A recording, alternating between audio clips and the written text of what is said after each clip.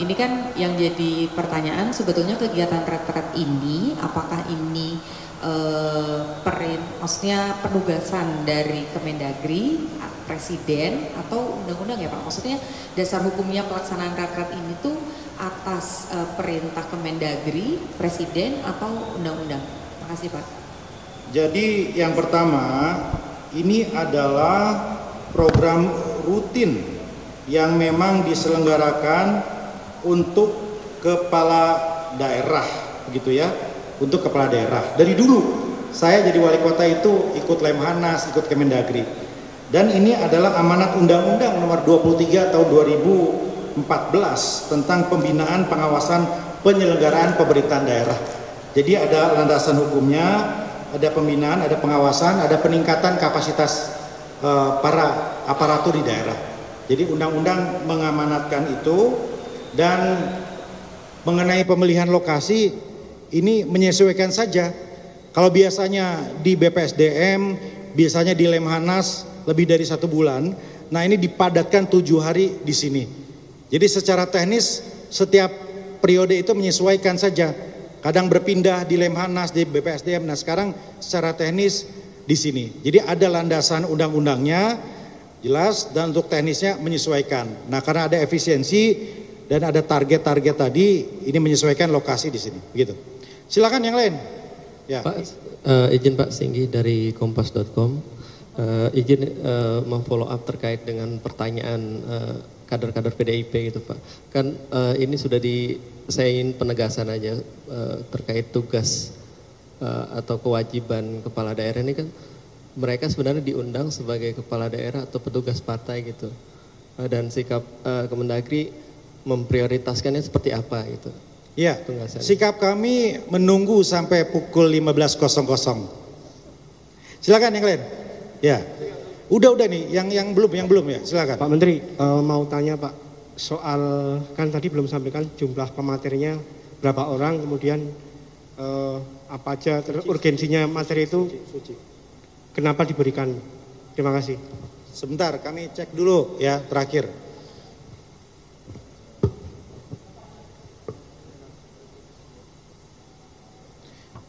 Jadi pembicara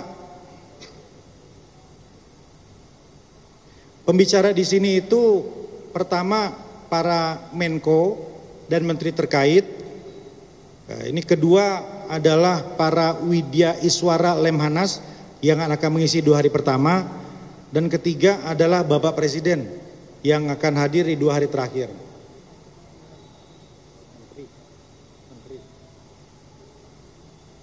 Ada 40 menteri, ya, ada 40 menteri yang diagendakan untuk berbicara dan kami masih menyesuaikan untuk slot atau sesinya.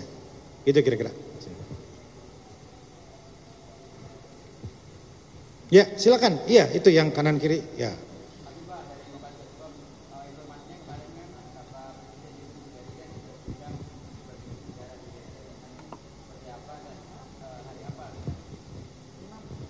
Siapa? Oh begini, Bapak Presiden Prabowo ya insya Allah akan diagendakan ini di ujung, ya di ujung acara retreat.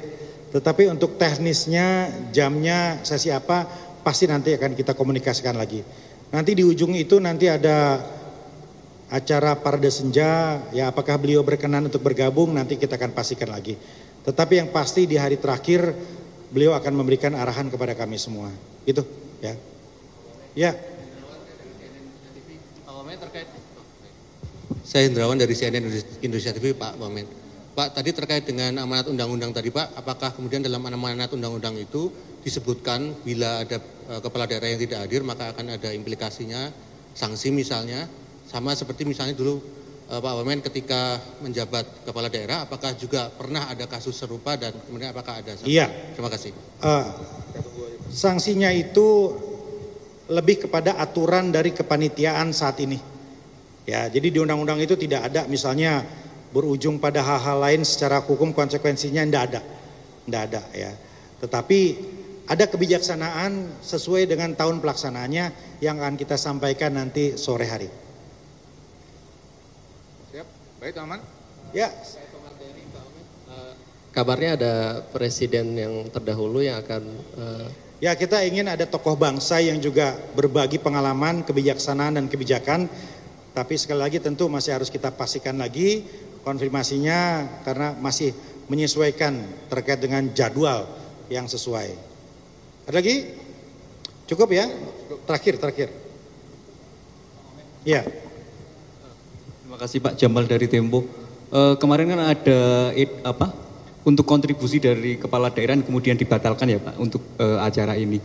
Kemudian pembatalan itu saat ini menggunakan anggaran apa ya Pak yang digunakan untuk retreat ini dari APBN dari pos apa? Gitu. Ya, sudah disampaikan. Dan berapa? Terima kasih. Sudah disampaikan oleh Pak Mendagri kepada publik melalui teman-teman media. Anggaran sepenuhnya berasal dari APBN di Kemendagri untuk peningkatan kapasitas kepemimpinan kepala daerah gitu ya.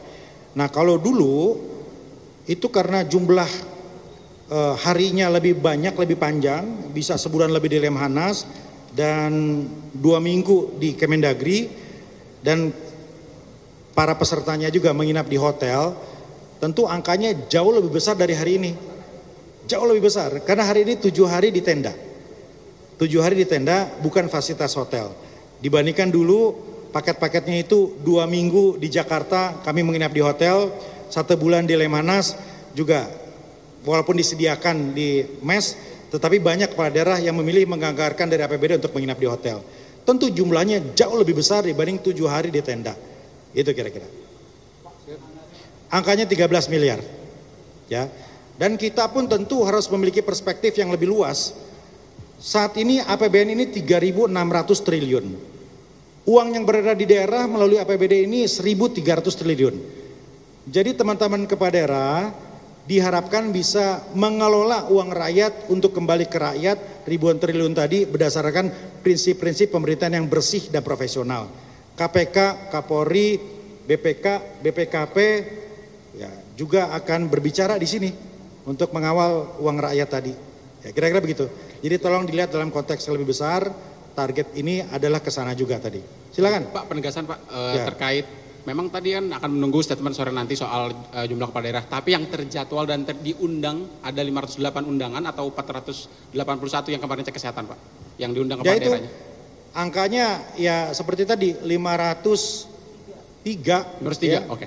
Terdaftar itu 503. Kita lihat sore lah. Oke. Berapa yang kemudian hadir ya. Kita akan update semua. Cukup teman-teman ya. Baik, terima kasih Pak Deputi. Ada tambahan? Wassalamualaikum warahmatullahi wabarakatuh. Waalaikumsalam.